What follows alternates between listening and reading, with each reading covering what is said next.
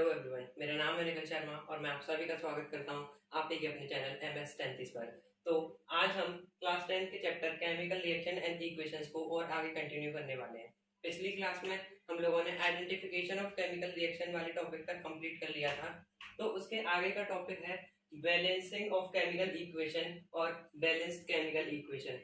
तो आज की वीडियो में हम सबसे पहले बैलेंस केमिकल इक्वेशन देखेंगे, उसके बाद हम देखेंगे बैलेंसिंग करना क्यों जरूरी है, उसके बाद हम सीखेंगे कि बैलेंस कैसे कर सकते हैं केमिकल इक्वेशन को, उसके बाद हम different type of chemical reactions को देखेंगे। तो हम स्टार्ट करते हैं बैलेंस्ड केमिकल इक्वेशन। तो बैलेंस्ड केमिकल इक्वेशन क्या होती है? Equation that have equal number of atoms on both side, यानी कि कोई इक्वेशन लिखी है जैसे Ca प्लस H2O, प्रोडक्ट इसका आएगा CaOH होल ट्वाइस। तो कोई भी इक्वेशन, सबसे पहले मैं आपको रिएक्टेंट और प्रोडक्ट बता दूं, जो भी चीज रिएक्ट करती है उसे हम कहते हैं रिएक्टेंट, जो रिएक्ट चीज करती है उसे हम कहते हैं रिएक्टेंट, और रिएक्शन के बाद जो चीज फॉर्म होती है उसे हम कहते हैं प्रोडक्ट, उसे हम कहते हैं प्रोडक्ट। तो इसमें लिखा है equation that have equal number of atoms on both side. तो रिएक्टेंट साइड और प्रोडक्ट साइड के एटम्स इक्वल होते हैं जिस रिएक्शन में, उस रिएक्शन को हम कहते हैं बैलेंस केमिकल इक्वेशन। अब हमें ये जानना जरूरी है कि केमिकल रिएक्शन को बैलेंस करना जरूरी क्यों है, क्यों हम करते हैं किसी केमिकल रिएक्शन को बैलेंस। तो हम केमिकल रिएक्शन को बैलेंस करते हैं law of conservation of mass को फॉलो करने के लिए। एक साइंटिस्ट थे जिन्होंने conservation law of conservation of mass को दिया था। तो ये लॉ कहता है कि दोनों, जब एक रिएक्शन होती है तो रिएक्शन से पहले और रिएक्शन के बाद एटम का जो मास है, पूरे जो रिएक्टेंट और प्रोडक्ट का जो मास है वो इक्वल रहता है। तो इस लॉ को फॉलो करने के लिए हम केमिकल रिएक्शंस को बैलेंस करते हैं। अब हम देखेंगे कि हम बैलेंस कैसे कर सकते हैं केमिकल रिएक्शंस को। तो सबसे पहले आप जो केमिकल रिएक्शन, जो भी आपकी रिएक्शन है उसे आपको इन फॉर्म्स में लिख लेना है, जैसे कि वर्ड फॉर्म में आपको लिख लेना है। जैसे इसे हम एक एग्जांपल से समझेंगे, जैसे hydrogen H2 plus oxygen O2 gives water H2O। सबसे पहले जो भी आपका मटेरियल है जैसे H2, O2 और H2O, उसके आगे आपको एक बॉक्स बना लेना है। ये सिर्फ आपकी सिंपलिसिटी के लिए है, लेकिन जब आप इसे किसी भी एग्जाम में लिखेंगे तब आपको बॉक्स बनाने की जरूरत नहीं है, तब आप डायरेक्ट कर सकते हैं। तो सबसे पहले आपको बॉक्स बनाना है। सबसे पहले आपको फिर चेक करना है कि रिएक्शन के लेफ्ट साइड और राइट साइड में एटम्स इक्वल है या नहीं है। जैसे कि जो रिएक्टेंट है आपको उस साइड लिखना है, जैसे सबसे पहले है H2, तो यहाँ पे H2 यानी हाइड्रोजन के 2 मॉलिक्यूल्स हैं यहाँ पर। अब आपको प्रोडक्ट साइड देखना है, यहाँ पे हम देख सकते हैं प्रोडक्ट में भी हाइड्रोजन के 2 मॉलिक्यूल हैं H2। इसके बाद हम आएंगे O2 पर, ऑक्सीजन पर। यहाँ पर हम देख सकते हैं ऑक्सीजन के 2 मॉलिक्यूल्स हैं, लेकिन प्रोडक्ट साइड में हम देखेंगे कि ऑक्सीजन का सिर्फ एक ही मॉलिक्यूल है। तो हमने जो बॉक्स बनाया है उसके आगे हम लिखेंगे 2। अब ये पूरा O और H2 2 के साथ मल्टीप्लाई हो गया, तो हम देख सकते हैं कि O के साथ तो अब 2 एटम आ गए और यहाँ पे भी O के साथ 2 एटम है। लेकिन अब हम देखेंगे कि यहाँ पे H2 पहले से था और 2 और मल्टीप्लाई हो गया, यानी अब इधर हो गया H4। तो इस अब प्रोडक्ट में हमारा H4 है, लेकिन रिएक्टेंट साइड में हमारा H2 है। तो इसे H4 करने के लिए हम इसे भी 2 से मल्टीप्लाई कर देंगे। तो अब आप देख सकते हैं यहाँ H है 4, 2 into 2 H4, यहाँ पे O है 2 O2, और यहाँ पे H है 4 और इधर भी H4 और यहाँ पे भी O है 2 O2। तो ये इस तरीके से आप केमिकल रिएक्शन को बैलेंस कर सकते हैं। इसी के साथ आपका एक होमवर्क है केमिकल रिएक्शंस को बैलेंस करने के लिए। तो AgCl gives Ag plus Cl2। तो आपको इनकी वैल्यूज बतानी है कि इस जगह क्या फिल किया जाएगा, A, B और C की जगह। अब हम अपना नेक्स्ट टॉपिक स्टार्ट करेंगे जिसका नाम है different types of chemical reaction. तो फ्रेंड्स, हमारा नेक्स्ट टॉपिक है टाइप्स ऑफ केमिकल रिएक्शन। हमें 5 टाइप की केमिकल रिएक्शंस पढ़नी है। सबसे पहले कॉम्बिनेशन रिएक्शन, फिर डिकम्पोजिशन, उसके बाद डिस्प्लेसमेंट, फिर डबल डिस्प्लेसमेंट, उसके बाद रेडॉक्स रिएक्शन। तो सबसे पहले हम कॉम्बिनेशन रिएक्शन से स्टार्ट करते हैं। कॉम्बिनेशन से आपको समझ आ रहा होगा कि कंबाइन करना, कॉम्बिनेशन यानी कंबाइन करना। तो a reaction in which two और more reactant combine to form a single product.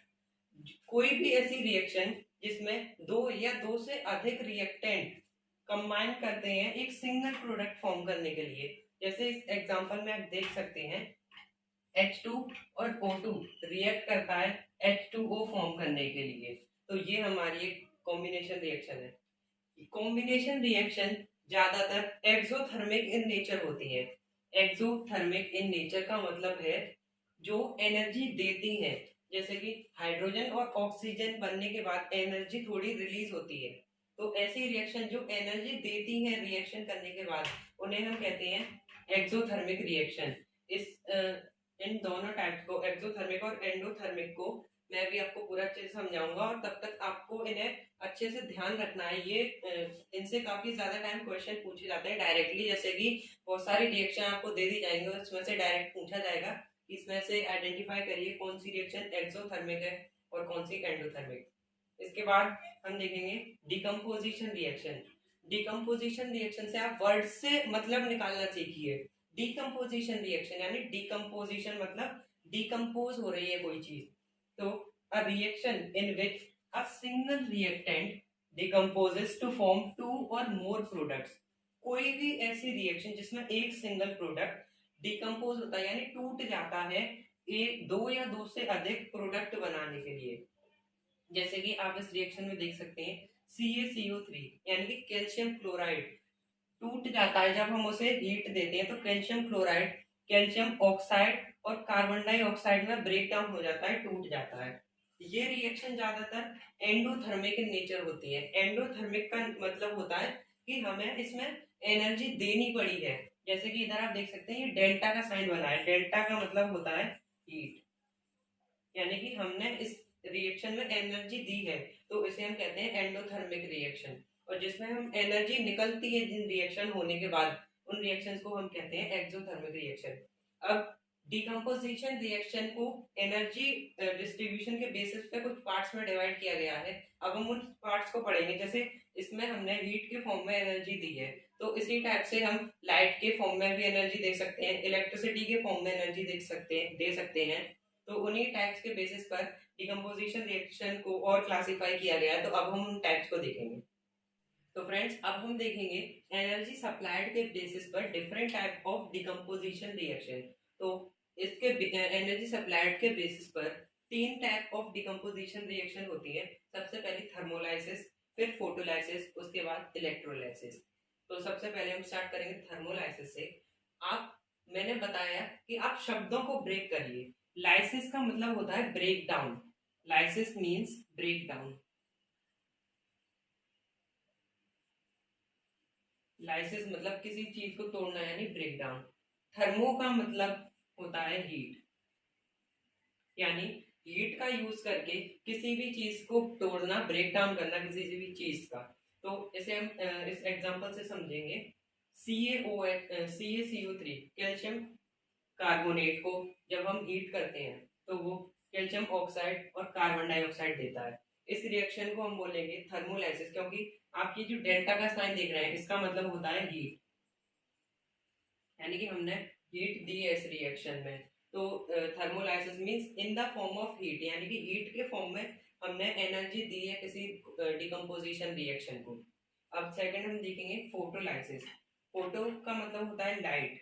तो in the form of light, यानी कि लाइट के फॉर्म में। ये आपकी बिजली वाली लाइट नहीं, ये जो सन से जो लाइट आती है सनलाइट, उसकी बात हो रही है। तो in the form of light, जैसे कि AgCl सिल्वर क्लोराइड को जब हम सनलाइट में रखते हैं, यानी कि सनलाइट हमने दी है, उसे सनलाइट में रखा है, तो हमारा बनता है Ag यानी कि सिल्वर और Cl2। तो जैसा कि हम देख सकते हैं कि लाइट की हेल्प से AgCl Ag और Cl2 में कन्वर्ट हो गया। तो इस रिएक्शन को हम कहेंगे फोटोलाइसिस। इसके बाद हम आते हैं इलेक्ट्रोलाइसिस। इलेक्ट्रो मतलब इलेक्ट्रिसिटी, लाइसिस का मतलब मैंने आपको बताया ब्रेक डाउन। तो इलेक्ट्रिसिटी का यूज करके किसी भी रिएक्टेंट को ब्रेक डाउन करना इज नोन एज इलेक्ट्रोलाइसिस। तो in the form of light, इसे हम इस एग्जांपल से समझ सकते हैं। H2O, जब H2O यानी पानी में से हम बिजली पास करते हैं इलेक्ट्रिसिटी, तो वो ब्रेक हो जाता है H2 और O2 में। तो इसी के साथ अपनी डिकम्पोजिशन पूरी खत्म हो गई है। इसके बाद हम डिस्प्लेसमेंट और डबल डिस्प्लेसमेंट रिएक्शन और उसके बाद हम रेडॉक्स रिएक्शन पढ़ेंगे। अब हम डबल डिस्प्लेसमेंट रिएक्शन को देखने वाले हैं।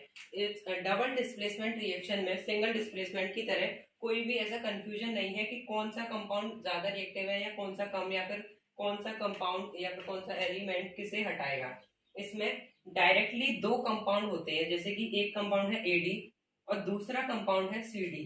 तो पहला compound mutual ions of exchange होता है, यानी कि एक कंपाउंड सीधे एक्सचेंज हो जाता है दूसरे कंपाउंड के साथ, यानी कि जैसे इस कंपाउंड का एलिमेंट ए निकल जाएगा तो यहाँ से सी को हटा के सी की जगह ले लेगा और बन जाएगा एडी, और उसके बाद बचेंगे बी और सी, तो बी सी आ जाएंगे एक साथ और दूसरा कंपाउंड बना लेंगे बी सी। इसे हम एक एग्जांपल से समझ सकते हैं, NaOH यानी सोडियम हाइड्रोक्साइड जब HCl यानी हाइड्रोक्लोरिक एसिड के साथ मिलता है तो वो बनाता है कॉमन सॉल्ट यानी NaCl और H2O। यहाँ से Na ने इस H को डिस्प्लेस कर दिया उसके कंपाउंड HCl में से और H की जगह लेके बना लिया NaCl, और उसी के साथ यहाँ पे बचे H, इधर H बचा और इधर बचा OH। HOH मिलके इन्होंने बना लिया H2O यानी पानी। तो फ्रेंड्स अब हम अपना रेडॉक्स रिएक्शन देखेंगे। तो फ्रेंड्स अब हम रेडॉक्स रिएक्शन देखने वाले हैं। रेडॉक्स हमारा दो पार्ट से मिलके बना है, एक रिडक्शन और एक ऑक्सीडेशन। तो सबसे पहले हम ऑक्सीडेशन को देखने वाले हैं। तो ऑक्सीडेशन का मतलब होता है एडिशन ऑफ ऑक्सीजन, यानी कि ऑक्सीजन का ऐड होना या फिर रिमूवल ऑफ हाइड्रोजन।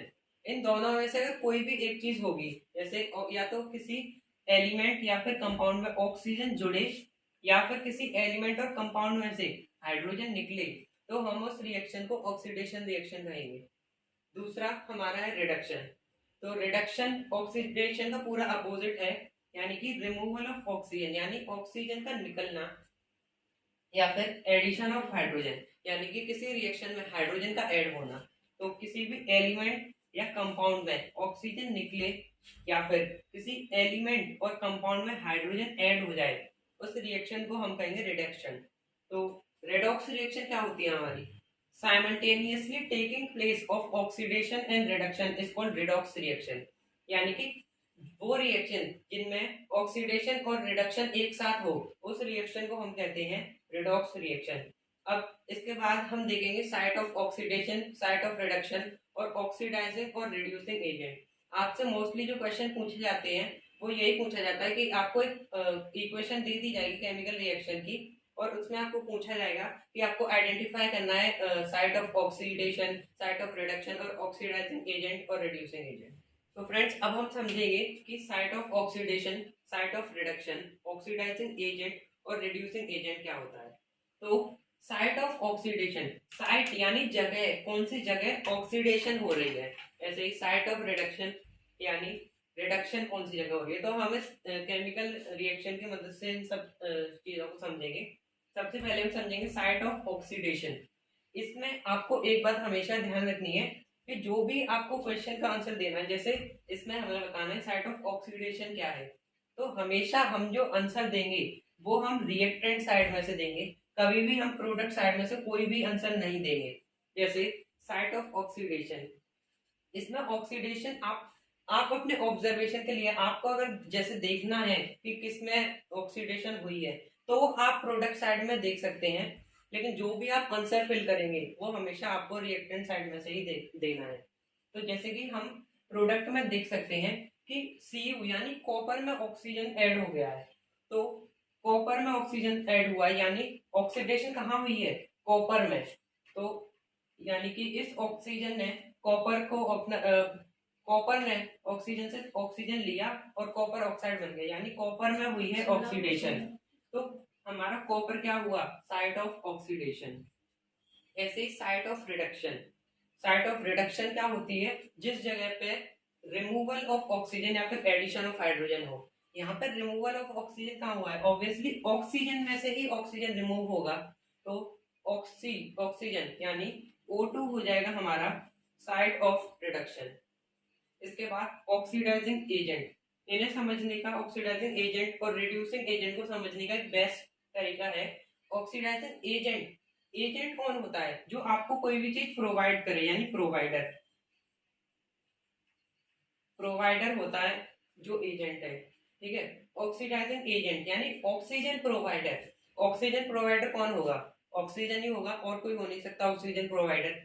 अगर आपके पास कोई भी कंपाउंड दिया है, ठीक है, कोई भी अगर आपको कंपाउंड दिया है तो वो आपका ऑक्सीडाइजिंग एजेंट बन जाएगा, वो पूरा कंपाउंड, क्योंकि उस कंपाउंड में से ही आपका ऑक्सीजन निकला हुआ है। तो यहाँ पे हमारे पास कोई कंपाउंड नहीं है, यहाँ पर सिर्फ ऑक्सीजन है, तो हमारा ऑक्सीडाइजिंग एजेंट जो होगा वो खुद ऑक्सीजन हो जाएगा। और जो बचा आपके पास वो हो जाएगा आपका रिड्यूसिंग एजेंट। तो रिड्यूसिंग एजेंट हमारा हो जाएगा CO। इसे भी हम समझ लेते हैं। रिड्यूसिंग एजेंट यानी रिडक्शन किसकी वजह से हुई है? यहाँ पे कॉपर है, तो कॉपर ने ही ऑक्सीजन से ऑक्सीजन लिया और कॉपर ऑक्साइड बन गया, यानी कॉपर को जरूरत थी ऑक्सीजन की, कॉपर ने ऑक्सीजन लिया जिसकी वजह से रिडक्शन हुई, तो इसलिए हमारा कॉपर हो जाएगा रिड्यूसिंग एजेंट। तो फ्रेंड्स, इस वीडियो को हम यहीं पर एंड करते हैं। Thank you very much.